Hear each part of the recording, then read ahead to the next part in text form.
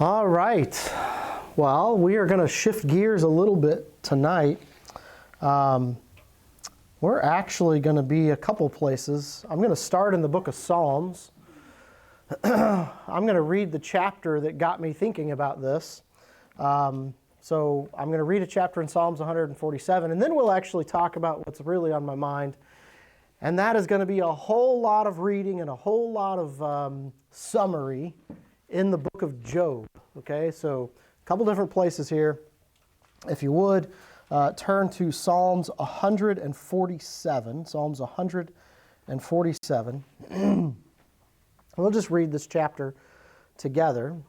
It says, "Praise ye the Lord, for it is good to sing praises unto our God, for it is pleasant, and praise is comely.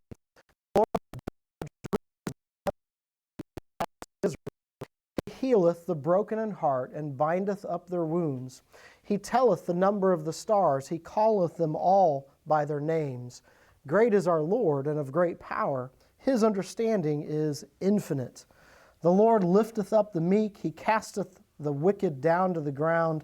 Sing unto the Lord with thanksgiving, sing praise upon the harp unto our God, who covereth the heavens with clouds, who prepareth rain for the earth, who maketh grass to grow upon the mountains, who giveth to the beast his food, and to the young ravens which cry. He delighteth not in the strength of the horse, he taketh not pleasure in the legs of a man. The Lord taketh pleasure in them that fear him, in those that hope in his mercy. Praise the Lord, O Jerusalem, praise thy God, O Zion. For he hath strengthened the bars of thy gates, he hath blessed thy children within thee. He maketh peace in thy borders, and filleth thee with the finest of the wheat. He sendeth forth his commandment upon earth. His word runneth very swiftly. He giveth snow like wool. He scattereth the hoarfrost like ashes. He casteth forth his ice like morsels. Who can stand before his cold? He sendeth out his word, and melteth them. He causeth his wind to blow, and the waters flow. He showeth his word unto Jacob, his statutes and his judgments unto Israel. He hath not dealt so with any nation, and as for his judgments, they have not known them. Praise ye the Lord." This psalm talks about praising the Lord and how it's a good thing to sing praises to him and to glorify him, and that those things are pleasant and comely. And then he goes into, in most of this chapter, this amazing summary of all of the things, not all of the things, a sampling of the things that God has done and that God is in control of. And he covers so many when you think about it, right? He healeth the broken in heart and bindeth up their wounds. The mercy of God. The mercy of God. He telleth the number of the stars. He calleth them all by names. We look at the stars and we say things like, or we think about passages like that the children would be like the sands of the sea, right? I happen to know that a large number of you were in Florida recently. You think about the amount of sand that's there, right? We get back and I'm still finding sand and things sometimes, right? We look at the heavens and we talk about the stars being like the sands of the sea, right? We look at the heavens and we recognize that even with all of our technology, just the things that we can see physically, even though it's massive, is a minute fraction of the stars that exist. But he created them. And not only did he create them, it says that he knows them by name. The Creator knows his work, right? If you've seen some of these new images from some of these, these satellites, these telescopes that have went out, and just the amazing far reaches of things that they're seeing, and looking at all of these things and the majesty of the universe. And we're told that God knows every single star by name. It talks about his power, his understanding in verse 5 is infinite. He lifts up the meek. He casts judgment on the wicked. He He covers the heavens with the clouds. He prepares the rain. He gives the beast his food.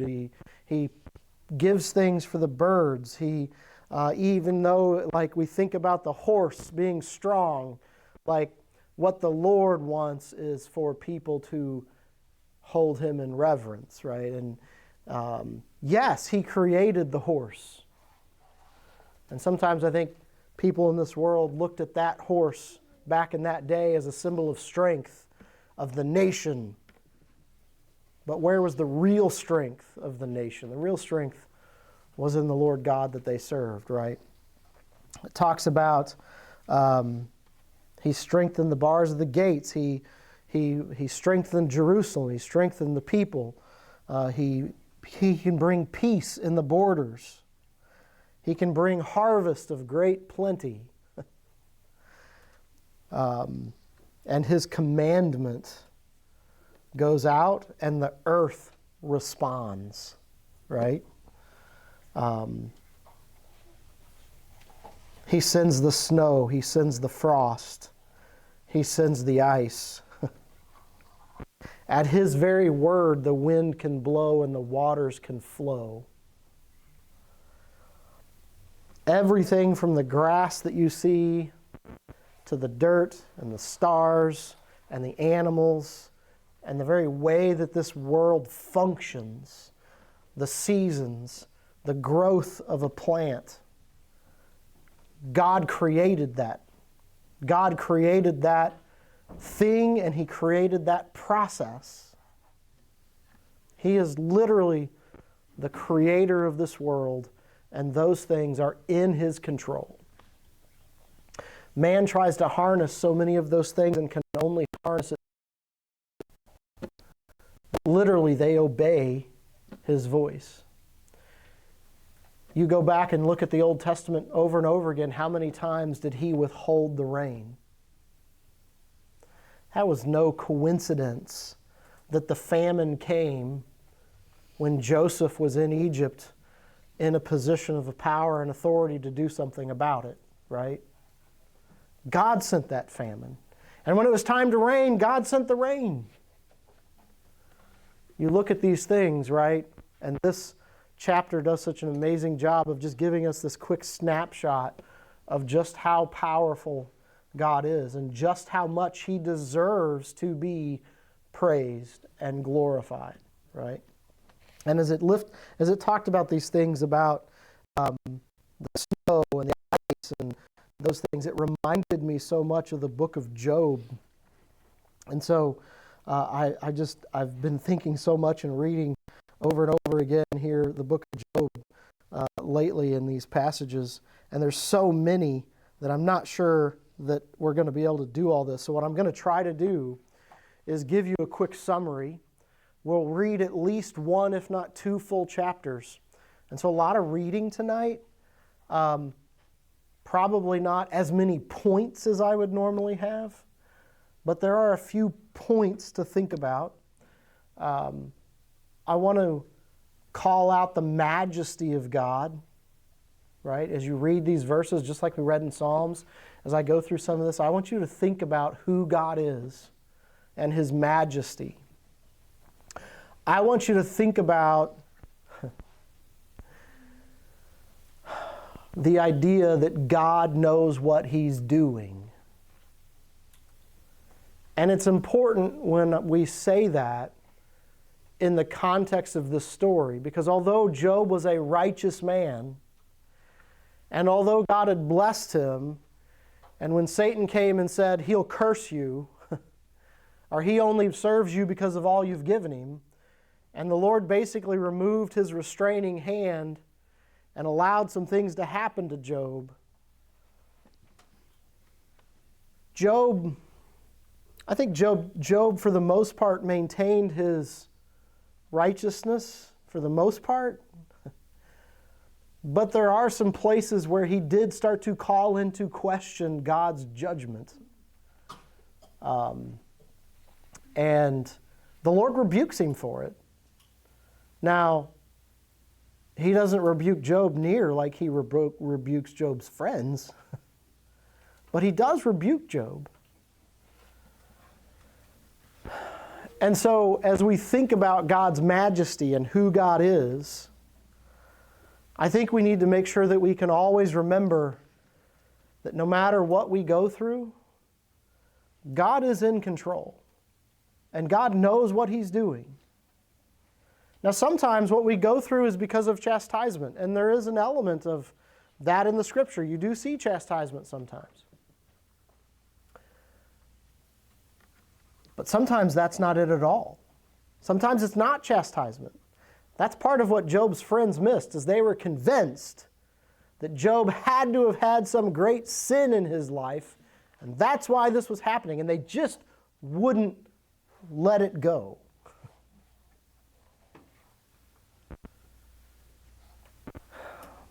If Job made a mistake, it was in the middle of all of this, and listen, it was a lot, and I'm really cautious when I say anything negative about Job, because the man suffered more than I ever have and more than I ever have to.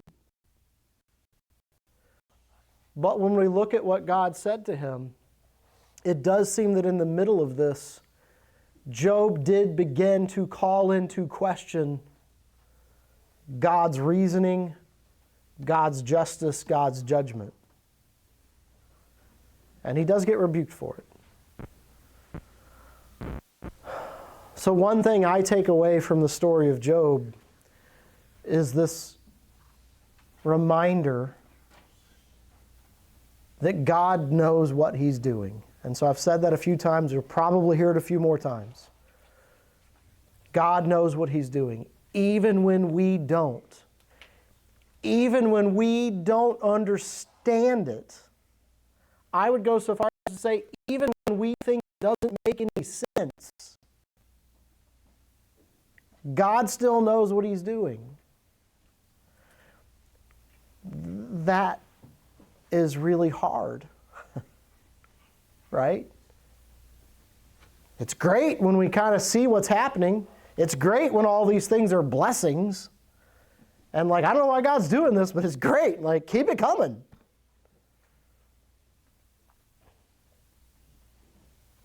And then I think of the times where Paul was beaten and stoned and shipwrecked. And I think of some of the martyrs who were burned at the stake and sawn asunder. And we can look at those things and say, why'd God allow that? Why'd that happen? I don't understand that. That makes no sense. But when you read what is stated in Job and what God says to Job, you walk away from those conversations with this idea. Job, or John, or whoever else is listening to this, God is saying, I created this world. I created you. I control this world. And I am perfect in judgment and justice. And I know what I'm doing. And Job, don't forget you're the created, not the creator. That's me paraphrasing, but that's in essence what it boils down to. I'm giving you guys all of the points up front, right? Because in all of our reading, I don't want you to miss some of that. But God's message back is, don't forget you're the created and I'm the creator. I know what I'm doing. Okay? Now, a couple things I want to get through here real quick. I'm going to jump around a lot, but we're going to start in chapter 33.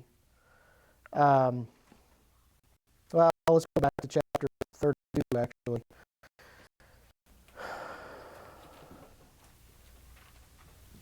Elihu, and I don't know if I'm pronouncing that right, but that's the way I'm going to say it.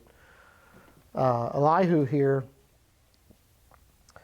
is one of the ones that is there with Job, right?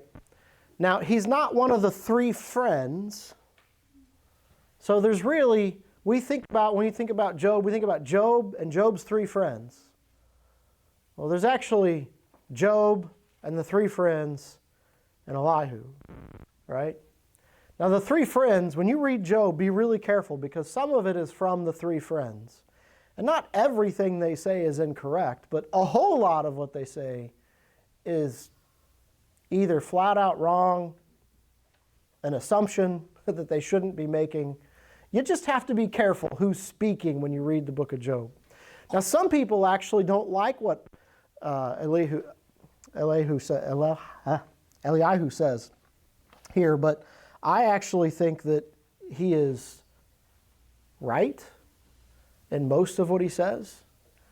I want you to recognize when you get later into it that when God actually rebukes Job and says some of the same things that Elihu said. When God rebukes the three friends, he's very specific. He calls one of them by name and then says the other two, and he rebukes them. And he demands that those three come and give sacrifice and ask Job to pray for them. There is never a rebuke that I see given to Elihu. And so it says in chapter 32, verse 1, "So these three men ceased to answer Job because he was righteous in his own eyes. Then was kindled the wrath of Elihu, the son of Barachel, the Bezite of the kindred of Ram. Against Job was his wrath kindled because he justified himself rather than God. Also against his three friends was his wrath kindled because they found no answer and yet condemned Job." I think his judgment of the three friends is accurate. He's angry at them because they did all this stuff. They couldn't find anything, and yet they still condemned Job. And he said, that's not right. But he also looked at Job and said, Job, I kind of feel like in the things you're going through, you're bordering on saying God is wrong in what he's doing to you or allowing to happen to you. And in doing so, you're kind of lifting yourself up maybe a little higher in your eyes than you should. And that's my own paraphrase of that. So keep in mind, that's the basic gist of what he's saying. And I'm going to skip around and read some verses just to give you an idea of some of the things he says. In verse 9, he says, "Great men are not always wise, neither do the aged understand judgment." Understand that he had actually wanted to say something, but he was the young guy in the crowd, and he said, I'm going to keep my mouth shut because these are older, wiser men than me. Which is generally a good rule of thumb, guys. Proverbs probably kind of indicates that a few times. But it also talks about that just because you got gray hair doesn't mean you're wise. And he sits back at this point and he finally looks at them, and part of what he tells them is, great men are not always wise. Neither do the aged understand judgment. Therefore I said, hearken to me, I also will show mine opinion. And then in verse 19 he says, behold, my belly is as wine which hath no vent. It is ready to burst like new bottles. I will speak that I may be refreshed. I will open my lips and answer. I would say this in the terms of he was so frustrated. It's like he had reached a boiling point.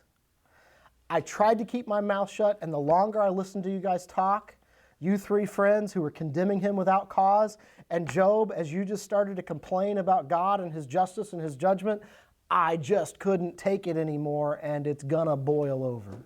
Right? That's where he finds himself. And then he says, let me not, I pray you, accept any man's person, neither let me give flattering titles unto men, for I know not to give flattering titles, and so doing my Maker would soon take me away. He says, I'm not going to be a respecter of person in this conversation. I'm not going to lift up those that shouldn't be lifted up, and I'm not going to press down those that shouldn't be pressed down.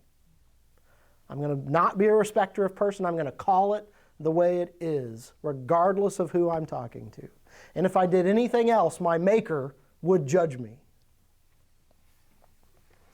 In chapter 33, he specifically in verse 1, so you know what he's talking about, he says in verse 1, wherefore, Job, I pray thee, hear my speeches and hearken to all my words. Right? So he's speaking to Job. In verse 8 he says, Surely thou hast spoken in mine hearing, and I have heard the voice of thy words, saying, I am clean without transgression, I am innocent, neither is there iniquity in me. Behold, he findeth occasion against me, he counteth me for his enemy. He putteth my feet in the stocks, and marketh all my paths. Behold, in this thou art not just. I will answer thee that God is greater than man. Why dost thou strive against him? For he giveth not account of any of his matters. He basically says, Job, as I've listened to you, what you come across as saying is, in your defense of yourself, which, listen, this stuff wasn't coming on him because he had committed some great sin, but almost as if in defending himself, he had went too far in defending himself, and was almost sounding like he wasn't recognizing that he was just a man and that we all have iniquity in us. And not only that, he was missing the fact that God doesn't have to give account of himself to you. That's in essence what he said. That's hard to hear, because we want to know why it's happening. Why did this happen?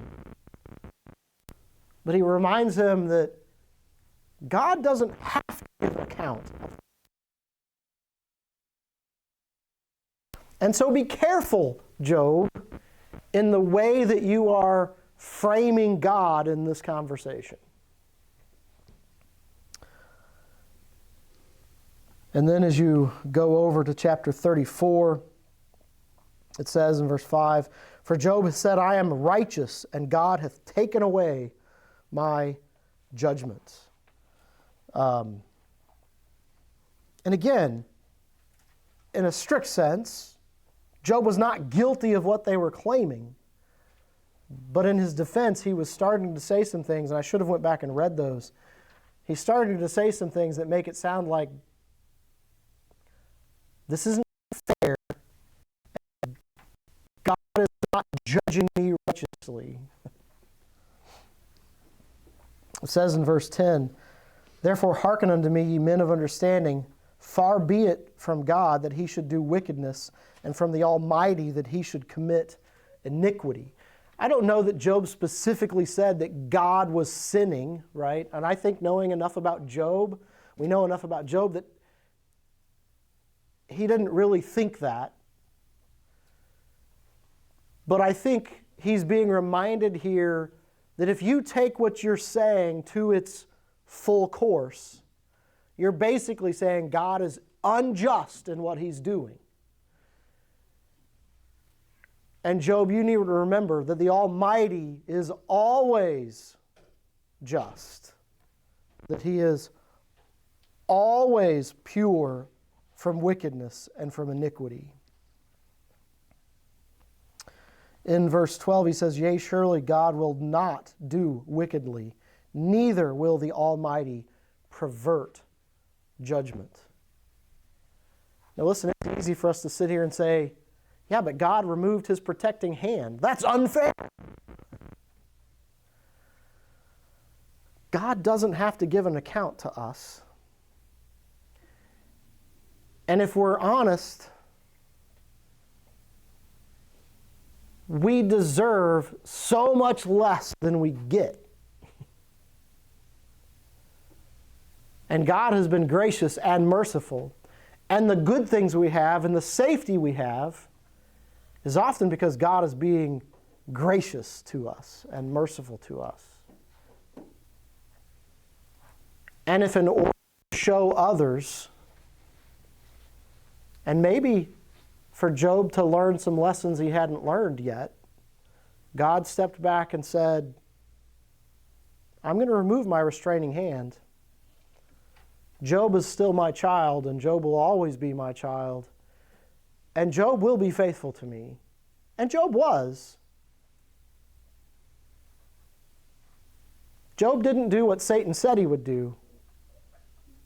But Job did maybe cross a line, right? Or maybe I should say he was on his way to crossing a line if he hadn't already. And I think, this guy is probably more of a friend to him than any of the others. reminds him that God doesn't have to give an account. God is always righteous and just. And God will not do wickedly. So whatever reason God has for doing what he's doing or allowing what's happening, it's not because God is wicked.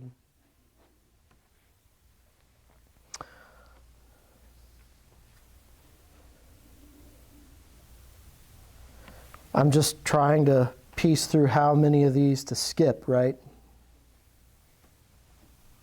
He says in verse 34, "Let men of understanding tell me, and let a wise man hearken unto me. Job has spoken without knowledge, and his words were without wisdom.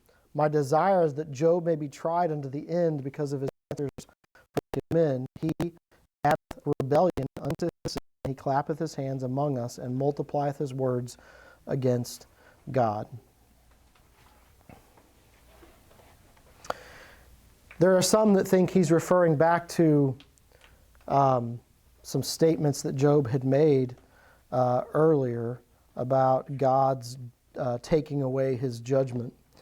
But he's saying, Job, be careful here with what you're saying, because you're starting to make it sound like God is not righteous.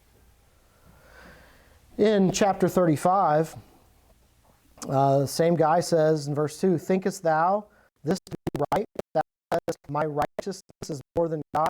Now, Job, I don't think you can find anywhere where Job said his righteousness was more than God's. It's more about him saying that this idea that he has not sinned and God's treatment of him is not what it should be. And he says in verse 3, "For thou saidst, what advantage will it be unto thee? And what profit shall I have if I be cleansed from my sin?" Now, as you keep going, and again, I told you I'm going to read a whole bunch of verses here, and we're going to hit some quick points. In chapter 36, in verse 5, he says, "Behold, God is mighty and despiseth not any. He is mighty in strength, and he preserveth not the life of the wicked, but giveth right to the poor. He withdraweth not his eyes from the righteous, but with kings are they on the throne. Yea, he doth establish them forever, and they are exalted. And if they be bound in fetters, he holdeth in cords of affliction. Then he showeth them their work and their transgression, that they have exceeded. He openeth also their ear to discipline, and commandeth that they return from iniquity. If they obey and serve him, they shall spend their days in prosperity and their years in pleasure. But if they obey not, they shall perish by the sword, and they shall die without knowledge." Now, this is a long way of saying that God holds the heart of the king in his hand, and he directs him wheresoever he will, right? We think about those passages. We think about the fact that these verses are saying, listen, God knows what righteous judgment looks like, and God will judge the wicked. He will. Don't forget that. In your time of trial and your time of trouble, even when it's not because you were in some great sin, don't start to think that justice is not right and that the wicked won't be judged. They will be.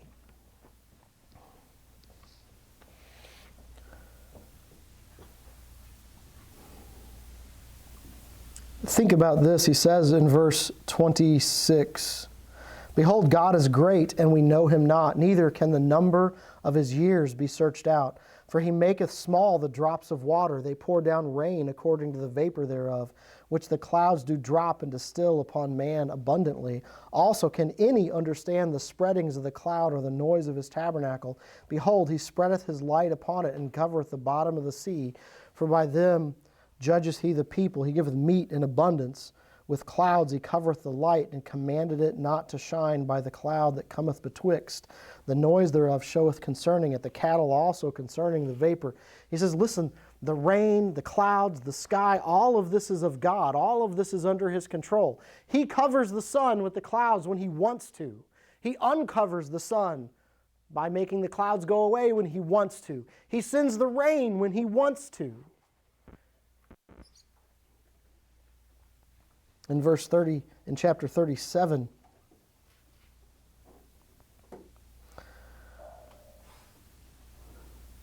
we just read this. In chapter 37, at this, in verse 1, at this also my heart trembleth as moved out of his place. Hear attentively the noise of his voice and the sound that cometh out of his mouth. He directeth it under the whole heaven, and his lightning unto the ends of the earth. After it a voice roareth, he thundereth with the voice of his excellency. He will not stay them when his voice is heard. God thundereth marvelously with his voice. Great things doeth he which we cannot comprehend. For he saith to the snow, Be thou on the earth. Likewise to the small rain and to the great rain of his strength. He sealeth up the land of every man, that all men may know his work. Then the beasts go into the dens and remain in their places. Out of the south cometh the whirlwind, and cold out of the north. And the breath of God frost is given, and the breadth of the waters is straitened. Also by watering he weareth the thick cloud, he scattereth his bright cloud, and it turned around about his counsels, that they may do whatsoever he commandeth them upon the face of the world in the earth. He causeth it to come, whether for correction, or for his land, or for his mercy. I like that verse. He's talking about all the majesty and how that all of these seasons and the snow and the rain and all these things are in God's power and his control. And then he says this, he causeth it to come, whether for correction. Hey, listen, there were times when he sent floods to correct. There were times when he withheld rain to correct. But there were times when he did it because it's what the land needed. It was his way of prospering the land. And there were times when he did it as a sign of mercy to people. He's calling out here that, listen, he uses these things. They're in his power. And it's in his power and his right to use them to correct somebody,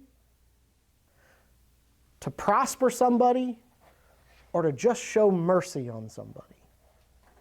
And whichever way he chooses to use it, he is just and right in doing so. Hearken unto this, O Job, stand still and consider the wondrous works of God.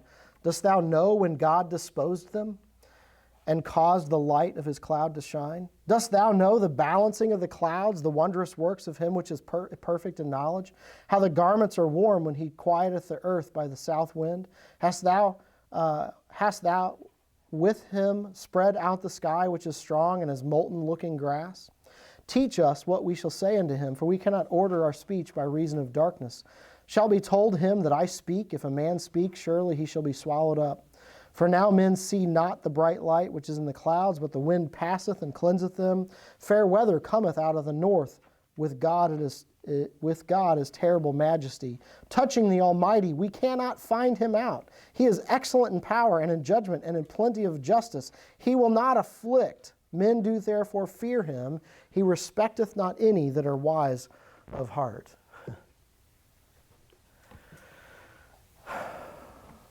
He talks about God's control of the world and the things of this earth.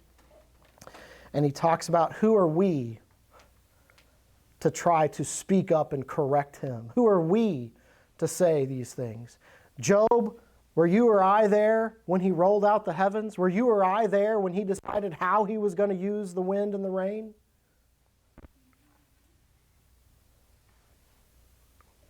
We know that he is so powerful, so amazing, we cannot fully understand him. And he is in power and in judgment and plenty of justice, and he will not afflict. The idea there is he will not afflict unjustly. Men do therefore fear him, and he respect not any that are wise in heart. I think that is saying, listen, we know the Lord wants us to be wise. I think when you go through and you remember all the things we went through in Proverbs, that phrase is really talking with the idea of God doesn't want you to be lifted up in your own wisdom and pride, right? We know God doesn't like that.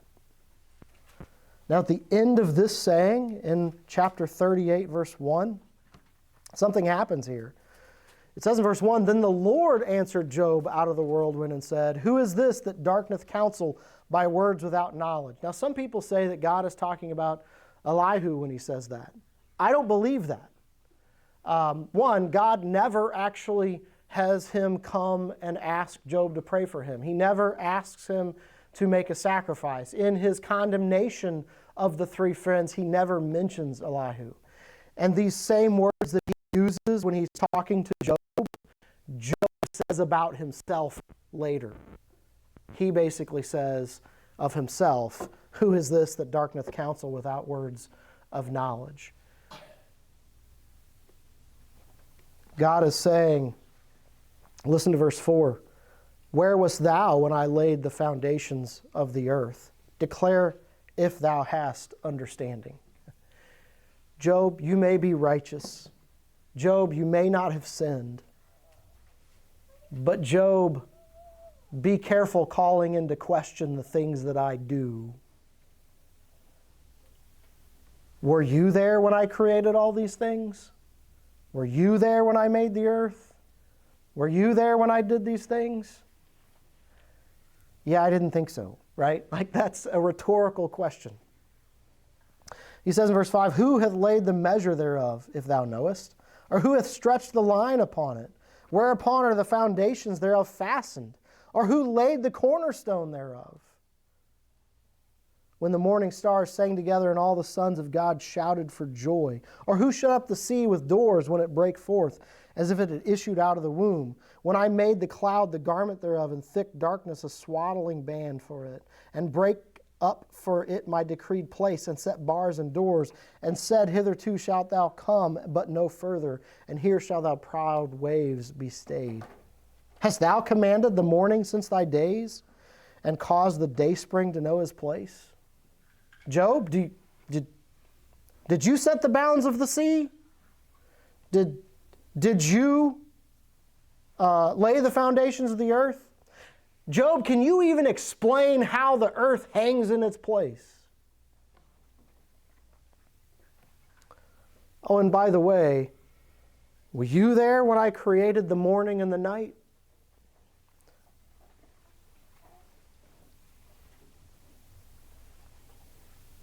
He goes on, he covers so many things. He talks about, in verse 16, the springs of the sea, the depths of them.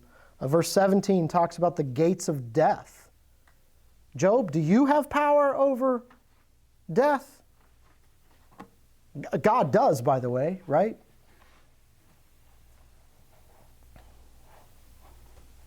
Verse 18, "As thou perceived the breadth of the earth? Where is the way where light dwelleth? And as for darkness, where is the place thereof?" We understand the whole concept of the rising of the sun, the setting of the sun, right? Because of the Earth's rotation and stuff. But do we really understand it? I mean, science has told us that concept. But why is the sun there? How does it stay there? How is it not destroyed? How is it not consumed? How is it that we are the exact distance away from the sun that we should be to get the right heat and the right temps that we need not to just be destroyed? Too cold one way, too hot one way. Do you understand all of that, Job?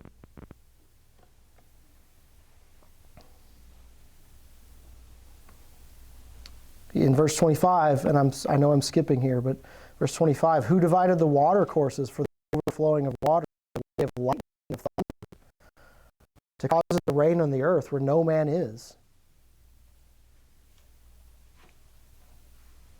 I send the rain when there's nobody there to see it. I send the rain in the wilderness, and I know why I do it.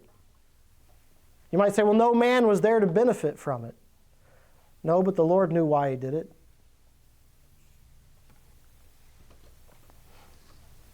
Or how about in verse 33, "Knowest thou the ordinances of heaven? Canst thou set the dominion thereof in the earth?" Verse 36, "Who hath put wisdom in the inward parts, or who hath given understanding to the heart?" Job, who is it that made man so that he could think, and that he could reason, and then that he could invent? Why is it that we're not just a stupid hunk of flesh that doesn't know how to do anything?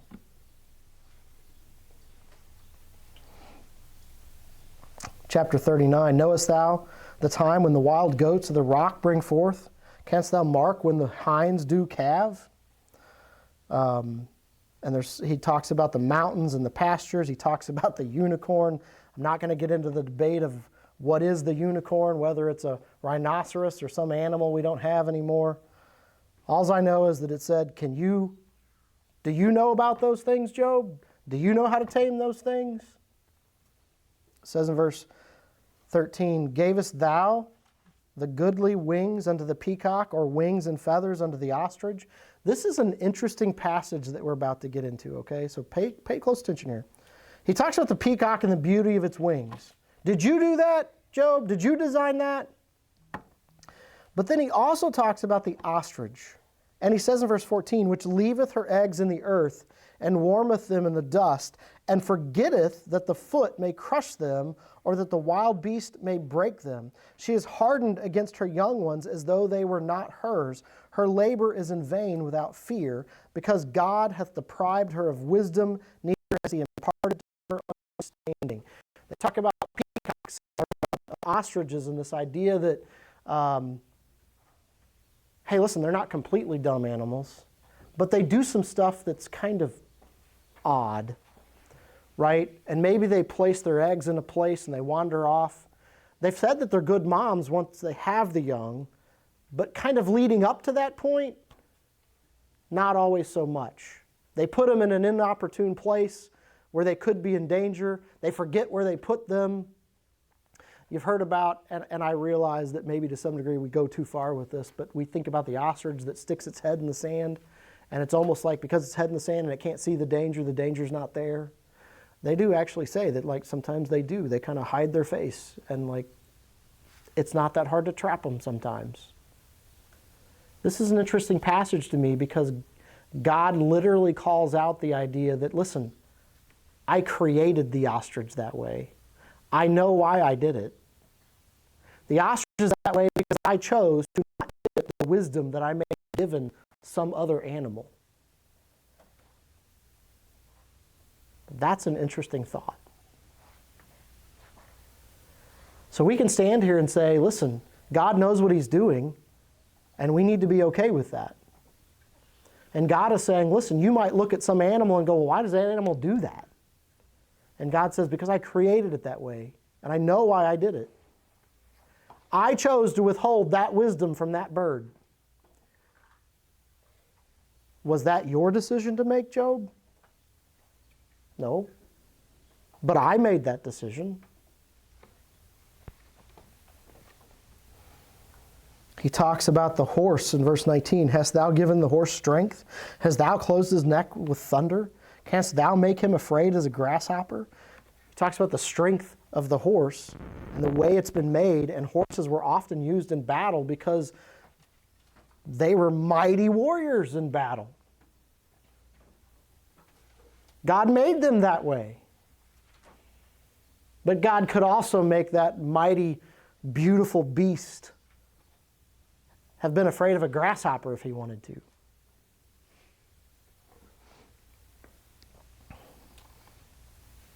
It goes on and it talks about their fierceness and their power. He talks about, in verse 26, doth the hawk fly by thy wisdom, and stretch out her wings to the south? Does the eagle mount up at thy command, and make her nest on high, and dwelleth and abideth on the rock, upon the crag of the rock, in the strong place? Does the eagle and the hawk know that the safest place for them is up high on this cliff? And God has given them the eyesight they need to be able to see long distances, and the speed they need to be able to get from that high place down to where they need to prey on something and back up to safety. Was that your decision, Job? Did you have the wisdom to do that? No, that was me.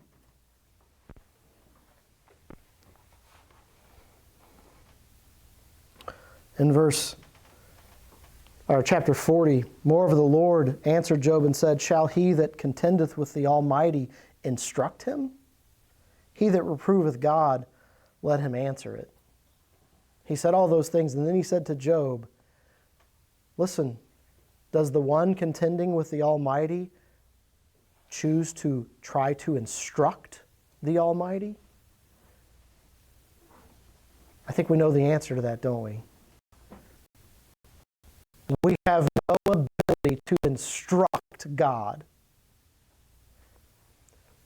We may not understand something, and I'm not a person that says you can't ask God why He's doing something. Or ask God, can you show me why you're doing this?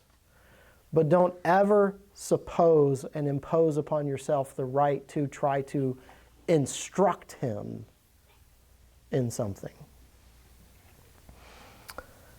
Job briefly says something in verse 4. He says this to the Lord, behold, I am vile. What shall I answer thee? I will lay mine hand upon my mouth. And then God goes on and He challenges Job and He says things like, wilt thou, in verse 8, wilt thou disannul my judgment? Wilt thou condemn me that thou mightest be righteous? He uses the rest of the chapter to talk about his strength with the behemoth. In chapter 41, he talks about Leviathan, and he talks about, can you control Leviathan? Now, we could debate about what Leviathan is, but it's a mighty creature, and God says, can you control him? I can. That's the inference, right? I created him, I can control him. You can't.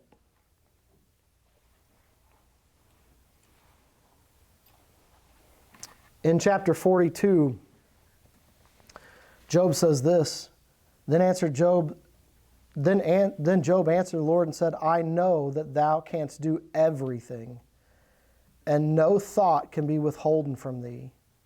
Who is he that hideth counsel without knowledge?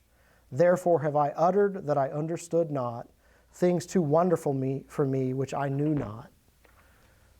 Job is repenting for some of the things he said and acknowledging the fact that some of his statements were made without the proper thought and knowledge of who God is. And he said, God, I was wrong. I was speaking without knowledge. I understood not, and the things of you are so wonderful I can't understand the depth of them, is the way I'd paraphrase that. It's then in verse 7 when it says, and it was so that after the Lord had spoken these words unto Job, the Lord said to Eliphaz the Temanite, my wrath is kindled against thee and against thy two friends, for ye have not spoken of me the thing that is right, as my servant Job hath. And then he goes on to tell them that they need to sacrifice, and that they need to not sacrifice to Job, but make a sacrifice, and they need to ask Job to pray for them. And when Job prays for them, I'll forgive you. And they did. The three of them did that. So, and I know we're a few minutes after, but we got started a few minutes late. So I want you to think about Psalms 147 and all the way from the grass to the mountains and the streams and the beasts of the field and the snow and the rain. We need to praise Him and glorify Him. Not only that He created those things, but He's in control of those things. And then we need to come over to Job. And there's so much you can learn from Job. Be careful condemning people for stuff they're going through. Job was suffering stuff, not because he had sinned, but because God had removed His protecting hand from him briefly. But God had a purpose in that and a plan in that.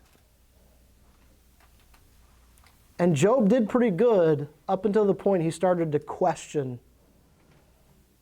I'll say it this way. He started to question whether God knew what He was doing. Or at least hinting that God was not being fair in what he was doing.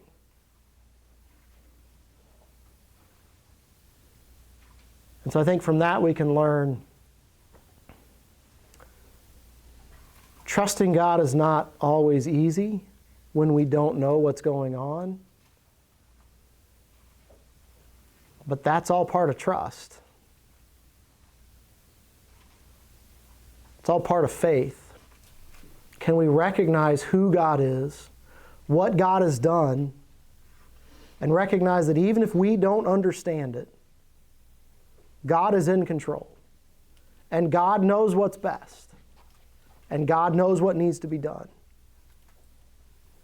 And it's okay for us to go to Him in supplication and prayer and even asking Him to open our eyes to what's going on. But don't cross over into the accusation phase of that conversation. Who are you to call into question God? He does not have to give account. And you can't instruct Him on the right way to do it.